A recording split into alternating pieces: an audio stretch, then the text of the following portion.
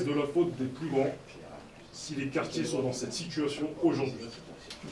Le thème, c'est la responsabilité des grands dans les quartiers, l'implication d'influence. Est-ce de leur faute si les quartiers sont dans cette situation? Et les solutions que certains apportent aujourd'hui. Parce qu'il y en a beaucoup parmi vous ici qui sont à l'origine d'initiatives qui aident la jeunesse dans les quartiers.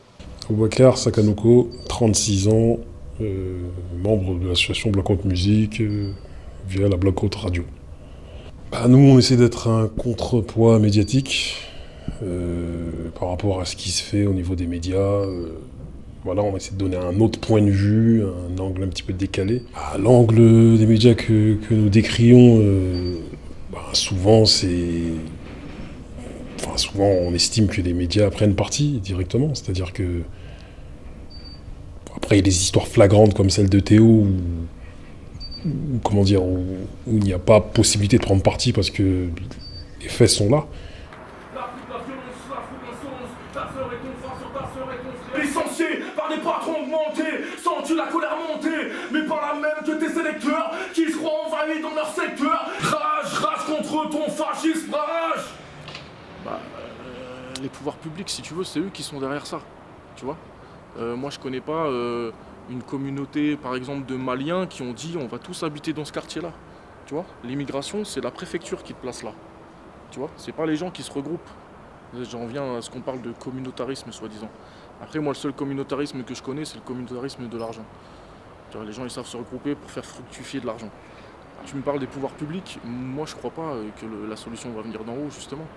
Et justement, je pense que c'est les initiatives locales, c'est les rapports de force. C'est pas de policiers qu'on a besoin, tu vois, c'est de Pôle emploi qu'on a besoin, c'est de gens qui bossent, c'est d'éducateurs qui s'occupent des petits. Et je pense que c'est un modèle social qu'il faut complètement casser.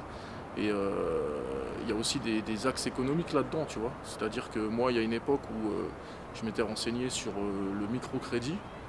Donc j'étais allé vers chez moi à Bobigny pour voir comment ça se passe, pour monter un label de musique, pour faire travailler les jeunes dans des ateliers d'écriture, dans de la danse, des choses comme ça, tu vois.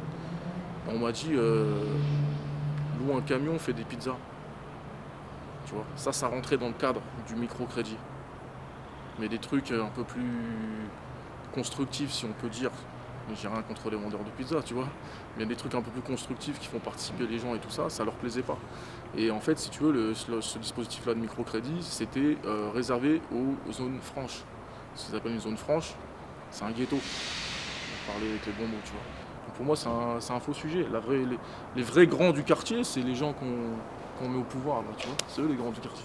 Ici, tu vois, alors que t'as un truc politique plus large. Oui, je suis d'accord avec toi. Mais Comme le Félix il a dit, il était investi dans le projet avec Omar de Greenwood, tout ça, par rapport au projet Navré ma ville. Comme tu as dit, il a emmené les petits des Ulysses, tout ça. Ils ont fait voyager à New York, ils ont fait faire plein de choses. Et franchement, les grands, ils ont toujours fait plein de choses.